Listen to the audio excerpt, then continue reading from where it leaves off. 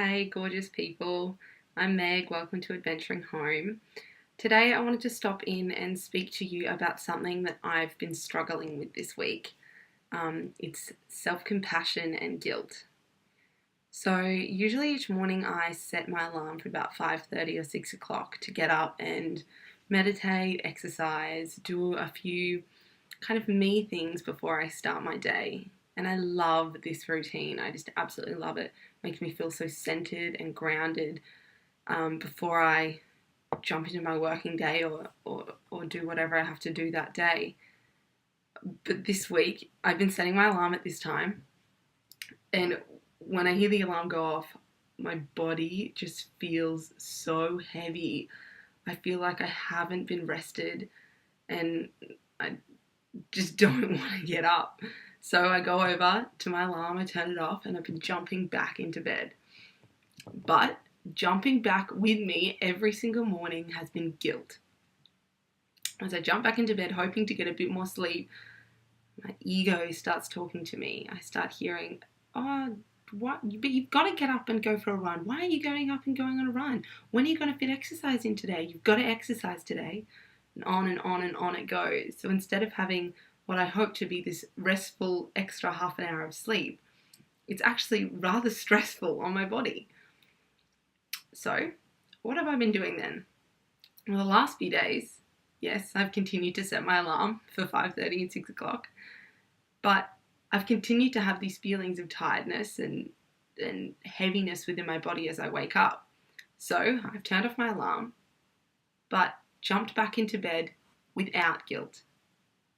I've chosen to jump back into bed because it makes me feel good. It's in this choosing where the empowerment lies. Who's telling us we have to go on a run? I hate the word should. Now, I try not to use it in my vocab at all. And I think this week I've struggled a bit with it because I think I should get up and go on a run. I should do this. I should do that. But I'm telling myself this.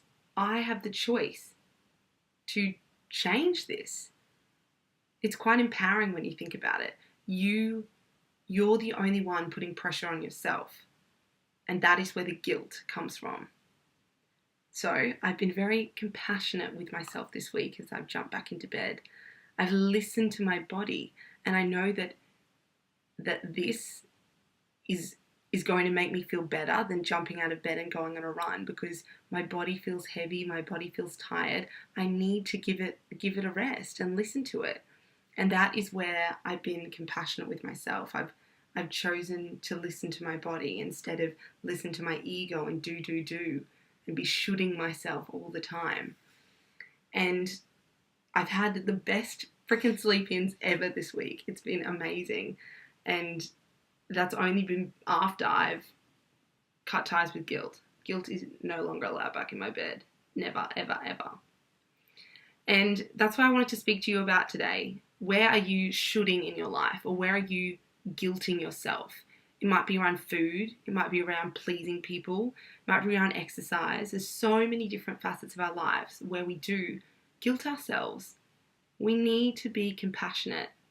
Yes, I love my morning routine. I think it's an amazing part of my life, and I love routine and setting myself up for the day.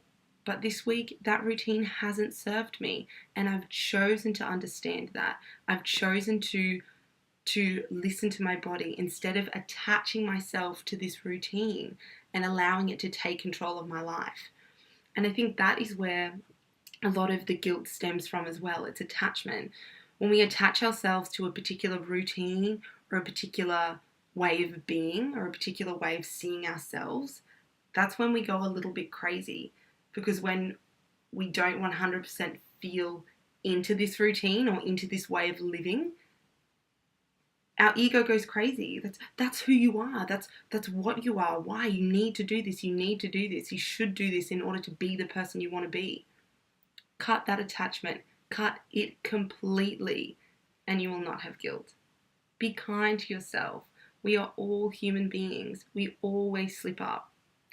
In the end, it's not even a slip up. I don't believe in right or wrong.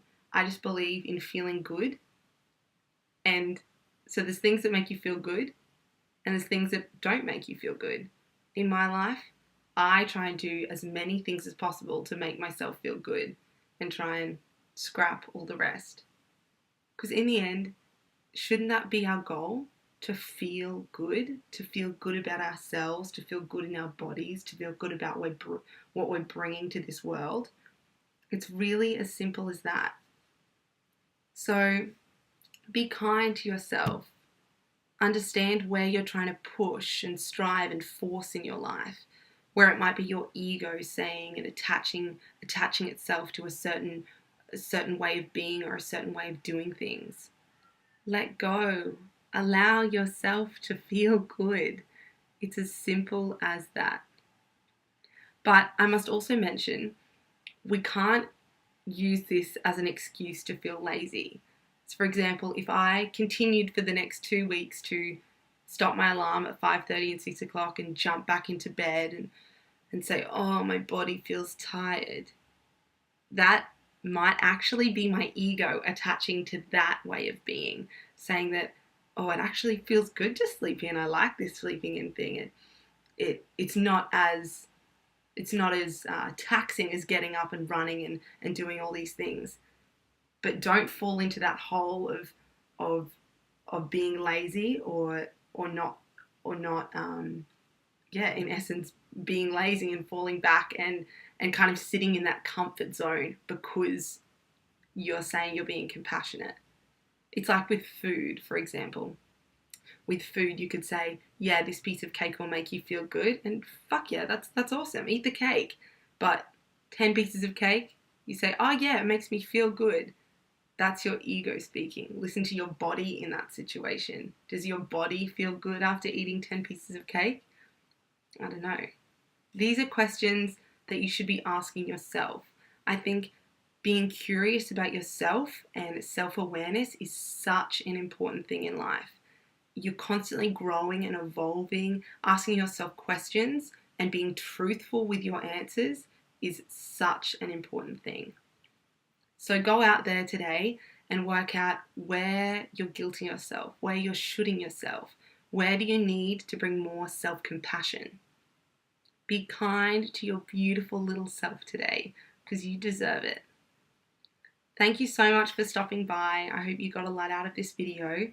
If you haven't already, please jump over to Facebook and join our Adventuring Souls community. It's growing bigger and bigger by the day, so it's very exciting. So you can find me at facebook.com/adventuringhome or on Instagram at adventuring_home. They're the best ways to keep up to date on when I'm putting out new blog posts, and I have lots of exciting things to come for you all as well. So thank you so much for stopping by again. Big love to you. Be kind to yourself. Bye.